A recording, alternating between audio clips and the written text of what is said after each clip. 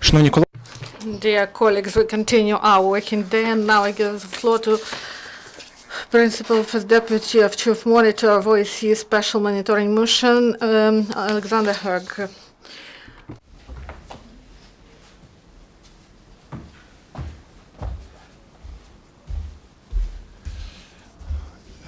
Dear friends, good afternoon. Last week I compared violence to a bushfire liable to spread to new areas at any time. I spoke of this bushfire spreading to the western outskirts of Horlivka, the wider Volnovakha area, and the Popasna-Pervomainsk-Kalinove triangle in western Luhansk. This week it has spread to areas east and northeast of Mariupol. In Shirokine on Saturday night, for example, our camera there recorded at least 17 undetermined explosions, 4 outgoing rounds and 1 illuminated flare, and at least 11 tracer rounds. The violence in that general area actually constituted 10% of all ceasefire violations recorded in the Donbass throughout the week. It is notable that the SMM had not recorded such violence episodes in this period for over 10 weeks. We have also seen the flames emerge in government-controlled Shastia. On Monday night, our monitors observed a violent clash with 65 mortar explosions recorded. There is a bigger picture, however. After 4 consecutive weeks of increasing ceasefire violations, last week our monitors recorded a 35% decrease in the total number compared to the previous week.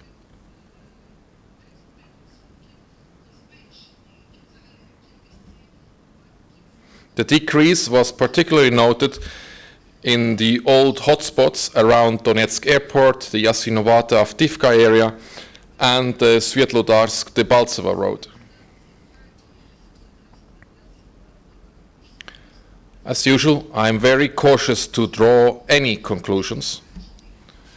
Violence, as I have often said, ebbs and flows. Yesterday, for instance, we recorded over 600 ceasefire violations, mostly in so-called DPR-controlled Yasinovata, compared to 155 the previous day.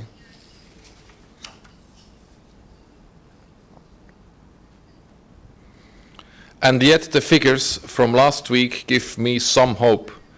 Hope that there is the possibility to end this conflict. The sides, however, cannot do this alone. After over 2 years of bloodshed and distrust, they need help in doing so. They need the political support of 57 OSCE participating states. On the ground, they need facilitation, mediation, and the logistical and operational expertise of the OSCE Special Monitoring Mission. Above all, the sides need to let the SMM do its job. This they have clearly failed to do. Both sides, but in particular in areas not controlled by the government, still insist on providing less than unfettered access. Many times it's conditional, delayed, or denied. Last week, for instance, in so-called LPR-controlled areas, the so-called LPR allowed us to visit the border areas not controlled by the government only once. On 3 other occasions, they refused to allow us to go there. This indicates to us that they are willing to give us access whenever there is nothing to be seen, but refuse to give us when they have something to hide. We have had over the past couple of months some very visual and dramatic evidence that there is a concerted effort to prevent the SMM carrying out its mandate. Our unmanned aerial vehicles have been constantly jammed. First picture, please.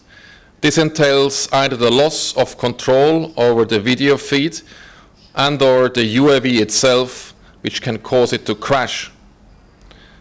This is being done from jamming stations like this one here, which we photographed over so-called DPR-controlled areas south of Donetsk. Our UAVs have also been shot down. Next picture.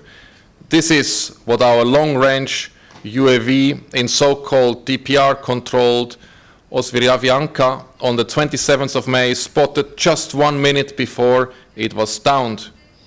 A Strela surface-to-air missile system targeting the UAV and preparing to fire, visible on this picture.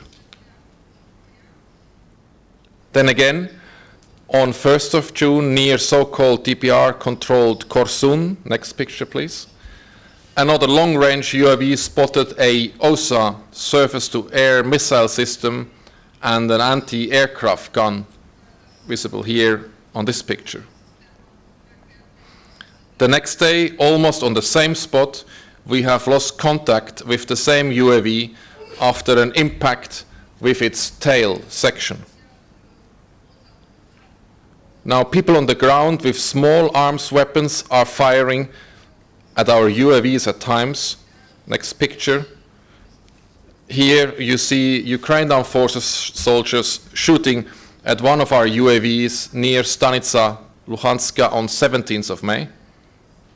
And next picture.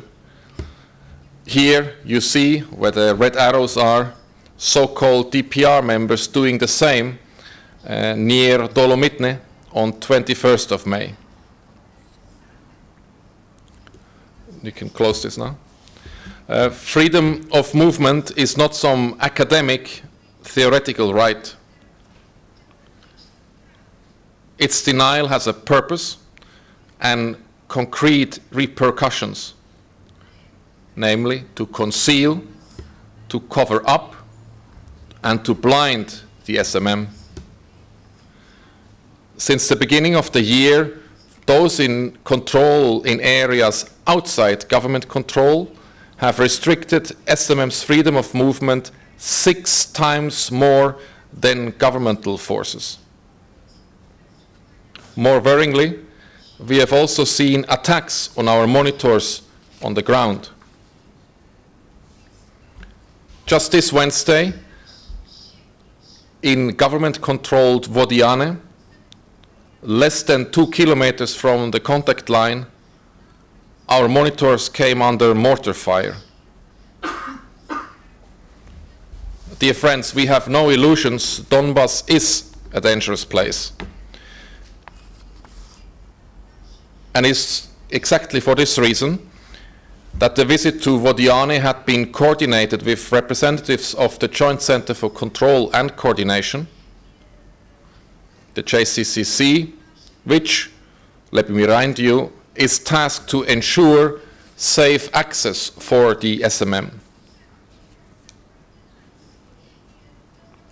Those firing mortars at the government-controlled village therefore knew that the SMM was present there, and they still fired mortars, some of which impacted some 100 meters from our people.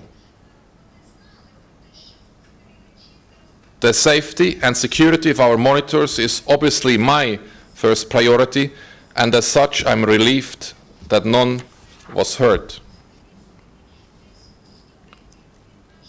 The incident, and many others like it, fits into the larger pattern.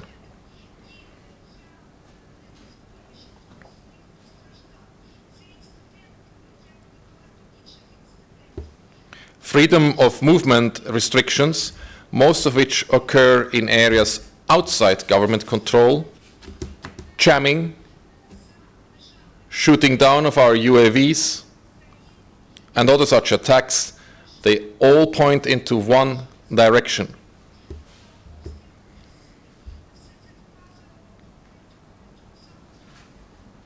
It's a concerted effort to prevent the SMM from doing its job. It's a failure on the part of certain people to understand the nature of the SMM, and it's a failure to understand that if this conflict is to come to an end, the SMM needs to be allowed to do its job. But dear friends, it's not too late. I appeal to them to stop restricting the SMM. They must stop intimidating the SMM. They must stop interfering with and destroying our equipment. And in particular, they must stop threatening and attacking SMM monitors.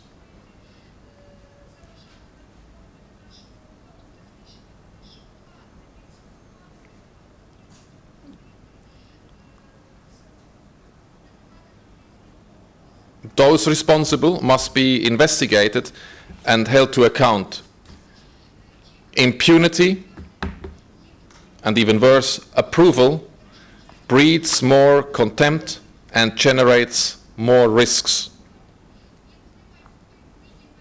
And I repeat again, impunity, and even worse, approval, breeds more contempt and generates more risks.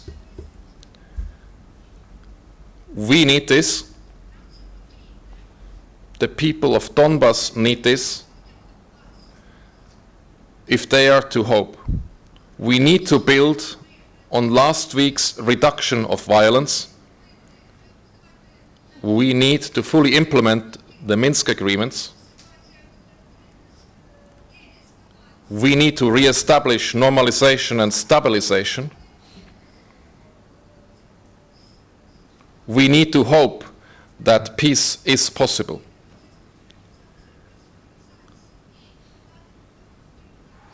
Now, at the end of my statement, as usual, I would give you the latest mission numbers here. And as of today, the mission employs 707 monitors, of whom 596 are deployed in the east. In addition, there are 306 Ukrainian colleagues and 87 other international staff working for the SMM. Thank you. And I would also like to thank the translators there behind for coping today with my rapid delivery. Thank you very much. Thank you, Mr. Hook. Are there any questions or clarifications? Чи є запитання або уточнення? The question will be in Ukrainian, so the headphone is on the shell below. Thank you. Teresinka Violetta, TV on Donbas.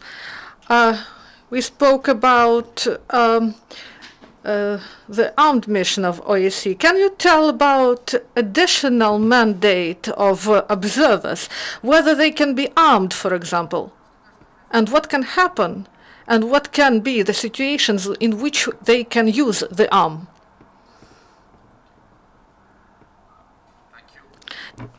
This is a question that the 57 OSCE participating states need to discuss and agree on. The OSCE Special Monitoring Mission is an unarmed civilian observer mission. If this is to change, there needs to be a consensus decision, a decision by all 57 participating states. And this decision has to be taken at the Permanent Council of the OSCE in Vienna.